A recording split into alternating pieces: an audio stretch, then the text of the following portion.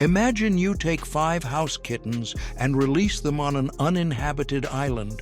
What could possibly go wrong? And what if I told you that this harmless act led to one of the bloodiest ecological disasters of the 20th century, forcing people to wage a real war? How did an uninhabited island turn into a true battlefield in just a few years? Let us figure it out together.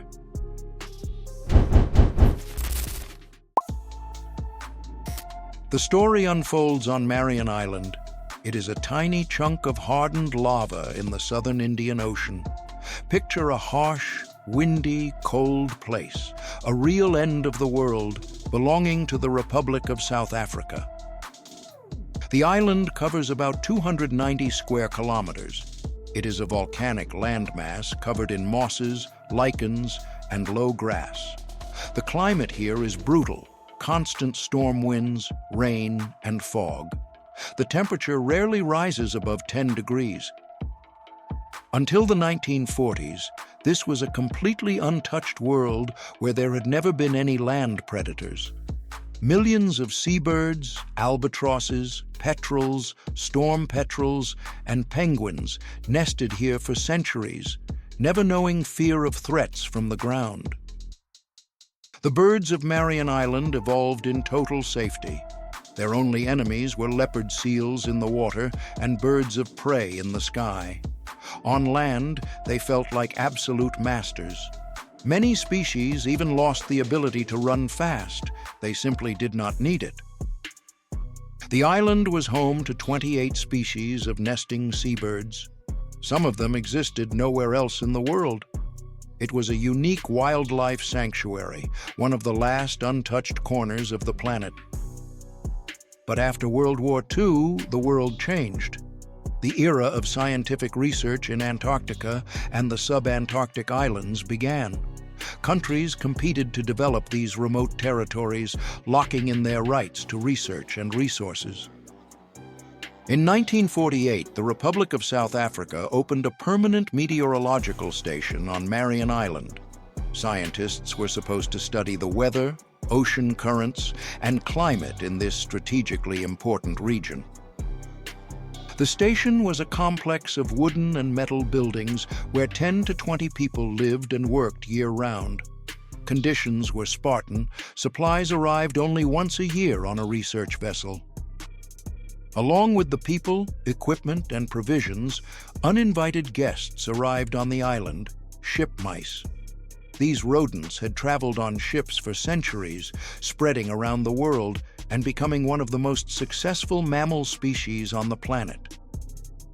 In the warm, cozy station buildings, where there were no natural enemies, the mice found ideal living conditions.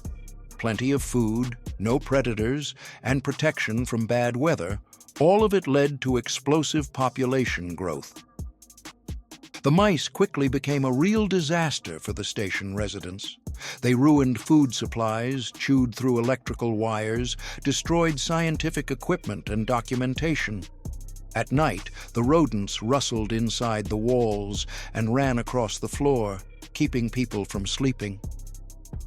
For scientists working in total isolation at the edge of the world, this became a serious problem. Imagine you are thousands of kilometers from civilization, and tiny animals are methodically destroying everything around you. Something had to be done, and fast. The solution seemed obvious and proven for centuries. People have used cats to fight rodents for thousands of years. From ancient Egypt to modern warehouses and farms, cats were indispensable helpers in controlling mouse and rat populations. In 1949, a special live shipment was delivered to Marion Island. Just 5 house cats, 4 females, and 1 male. Nobody could even imagine what consequences this seemingly reasonable decision would have. The plan was simple and logical. The cats would live at the station, hunt the mice, and keep their numbers under control. In return, people would feed and protect them. A classic human-animal symbiosis tested by thousands of years of shared evolution. At first, everything went perfectly. The cats quickly settled into their new home and started actively hunting mice around the station. The rodent problem was solved almost instantly. The scientists celebrated the success of their experiment. But very soon, the cats began exploring beyond the station. And what they found out there changed the fate of Marion Island forever. Outside the walls, a true predator paradise was waiting for them, a world full of defenseless prey. The island birds had never seen land predators. They had no instincts that would warn them of danger. They simply sat on their nests or walked on the ground, paying no attention at all to the approaching cats. For the cats, it was a shocking abundance. Picture a predator that suddenly enters a world where prey practically walks right into its paws.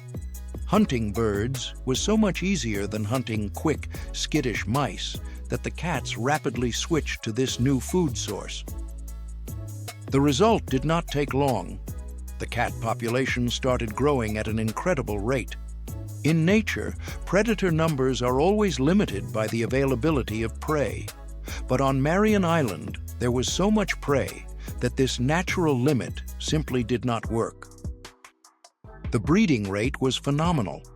Biologists calculated that the population grew by about 23% a year. That meant the numbers doubled every 3 years. 5 cats became 10, then 20, then 40. The cats quickly went feral. New generations born on the island no longer depended on people. They learned to survive in the harsh climate, find shelter in lava caves and crevices, and hunt in any weather. By the early 1960s, just 10 years after the first cats appeared, their population was already in the hundreds. And 20 years later, the situation became catastrophic. The island was literally crawling with feral cats. By the mid-1970s, about 25 or 26 years after the first 5 individuals arrived, more than 2,100 feral cats were living on the island.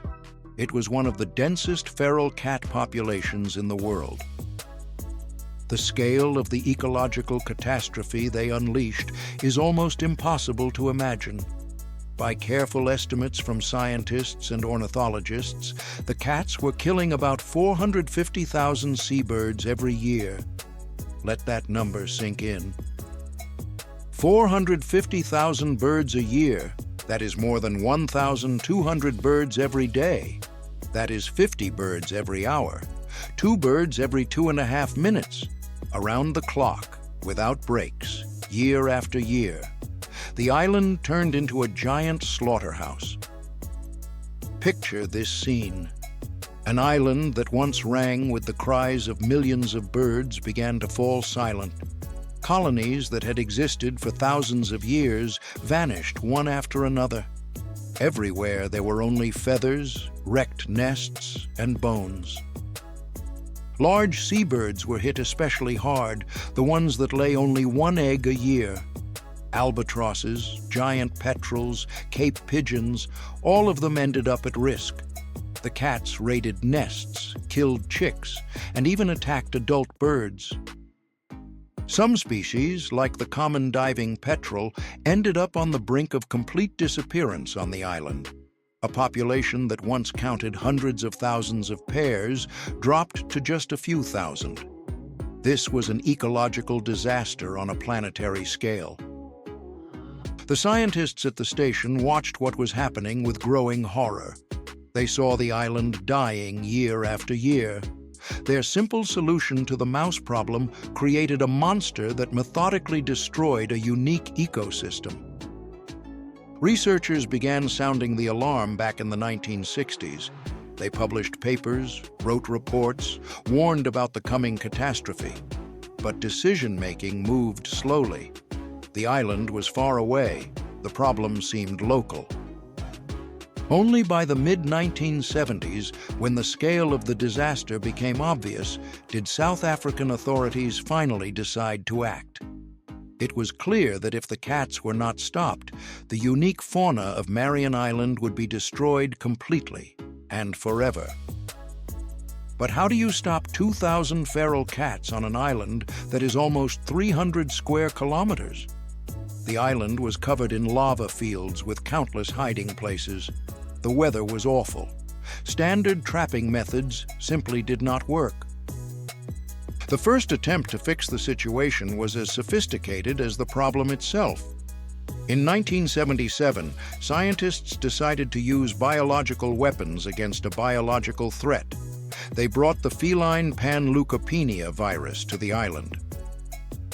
This deadly disease, also known as feline distemper, causes high fever, vomiting, diarrhea, and rapid death.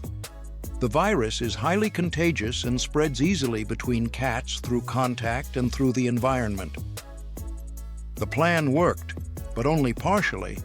The epidemic did sweep across the island, cutting the cat population by more than half over a few years. Thousands of animals died a painful death. It seemed like the problem was solving itself. However, the survivors were either naturally resistant to the virus or developed immunity after getting sick. And soon, their numbers began to rise again, slowly but surely. The biological weapon brought only a temporary break. It became absolutely clear that half measures would not help. A complete and unconditional elimination of every single cat on the island was needed. Even one pregnant female could wipe out all efforts and rebuild the population from scratch. Then a radical and unprecedented decision was made: to launch a large-scale program of physical destruction of all remaining cats. That is how a real war of humans versus cats began, one of the largest invasive species eradication programs in history. In 1986, a team of professional hunters landed on Marion Island. A systematic sweep of the territory began. This was not just hunting, it was a real military operation with strategy, tactics, and logistics. The hunters were armed with modern rifles with night scopes and powerful spotlights. They worked mostly at night, when the cats were most active. The island was divided into sectors, which were methodically searched one after another. It was exhausting and dangerous work. The hunters moved on foot across rough volcanic terrain in terrible weather. Constant rain, wind, fog, and cold made the job almost unbearable. But they kept going. The cats turned out to be worthy opponents. Years of life in the wild made them clever, cautious, and incredibly tough. They learned to avoid people, hide in the hardest-to-reach places, and hunt silently and unseen. The shooting operation lasted several years. At first, the number of cats fell quickly, but then the process slowed down. The smartest and most cautious individuals remained, and they learned to recognize danger and avoid the hunters. By the end of the 1980s, most of the population had been destroyed, but there was always a handful of elusive animals left. To eliminate them, additional methods were used: poisoned baits and special traps. The hunt for the last cats of Marion Island continued until 1991. It took almost 15 years from the first attempt at biological control. Only after almost 2 years with not a single cat sighted, the island was officially declared predator-free. The war was won. The last cat on Marion Island was destroyed. This was the largest and most successful program to eliminate invasive cats in human history. But at what price was it achieved? The operation took years of intense work and millions of dollars. The island ecosystem was mangled. Some bird species never fully recovered. The scars from this ecological catastrophe remained forever. The surviving bird populations began to recover slowly. Some species that were on the brink got a chance to survive. The island gradually returned to life, even though it would never be the same again. But you know what the main, bitter irony of this whole story is? After all the cats on Marion Island were destroyed, the original problem that started it all was still there. The mice, those same shipboard rodents. With their only predator gone, the mouse population exploded with a new, unprecedented force. Now there were dozens of times more of them than in 1949. And these mice started doing what the cats used to do. They started attacking seabird chicks and eggs. Large species suffered the most, like albatrosses. The mice learned to gnaw through eggshells and even attack living chicks, literally eating them alive. So now, decades after the victory over the cats, a new operation is being prepared on Marion Island, even larger in scale and even more expensive. This time, a full eradication of the mice. The circle closed in a terrifying way. What do you think about this story? Were people right to wipe out all the cats? Could this catastrophe have been avoided? What would you have done in the scientists' place in 1949? Write your opinion in the comments. I am very interested to hear your perspective.